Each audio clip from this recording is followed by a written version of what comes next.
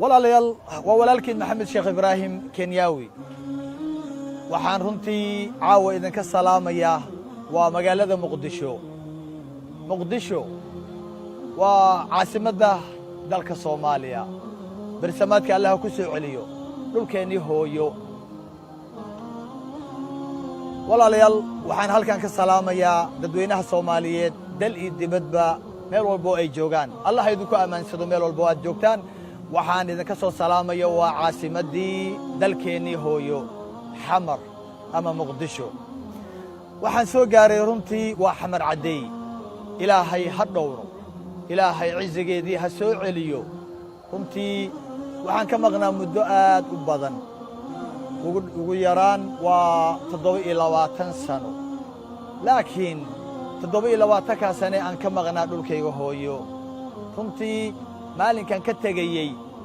oo ahaa maalmihii ugu dambeeyay berisamaadka ilaahay ha inoo soo celiye ma aanan tegin keligay dhulkayga hooyana kama aanan tegin magaaladii xamar cadayna kama aanan tegin bal xamar caday waxaan ku sii qaatay qalbigayga dhulkayga waxaan ku sii qaatay qalbigayga dadkaygii waxaan ku qaatay qalbigayga intii muddo aan maqnaana waxaan ku sitay runtii qalbigayga waxaan kala soo hadlayay qalbigayga waxaan wax uga sheegayay qalbigayga waxaan farxadda iyo murugta kala qaybsanayay waa qalbigayga maantana qalbigii ayaan la soo noqday runtii qalbiyo qurux badan ayaa isoo dhaweeyay shacab iyo madax culimo iyo caamo rag iyo dumar yar iyo weyn runtii qalbi qurux badan baa iigu soo dhaweeyay labadii bariya aan joogayna waxaan arkay runtii qalbigii aan siday ayaan ku arkay halkan waxaan runtii ka carfiyay halkan saxasadii berisamaadkii inay dib u soo noqotay way soo noqotay runtii haddii halku dhigeenu ahaa oo la dhihi jiray xamaray aaway xamaray waa la helay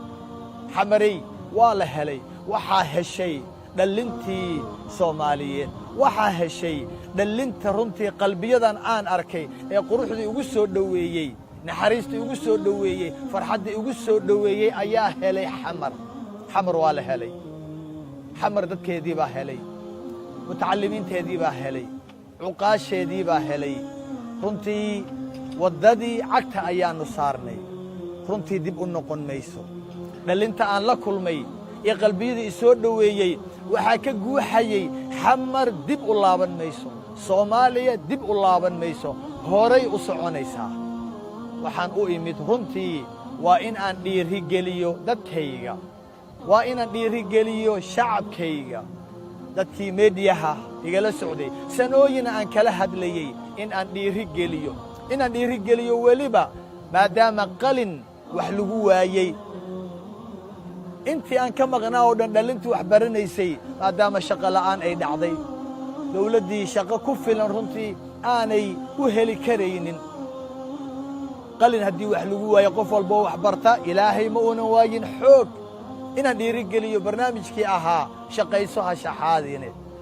in cilmiga aynu baranaynay tobanaanka sano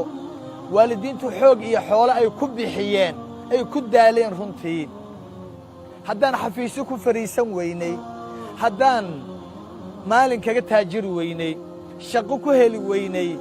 in cilmigaas uuna tuso in aan maallo xooggeenna in aan maallo muruqeenna inaan farsamadu ku dhaqaaqno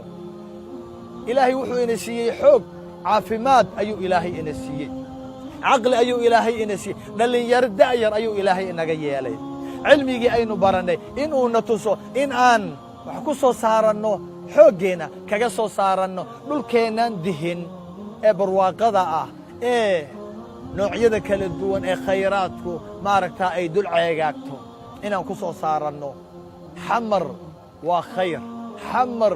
waa nabad inta aan joogo insha allahu tacaala waxa aan dhiirigelin doono waa wacyigelin diini ah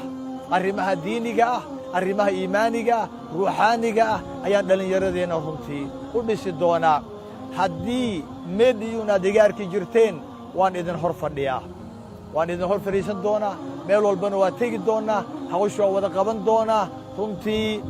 hawlaha aan qaban doonana waa hawlo uu aayi doono runtii dalkeenna qalbiyadaas aad igu soo dhaweyseen aad iyo aad baan idinkaga mahad celinayaa halku dhigeennu waa shaqayso ha shaxaadeen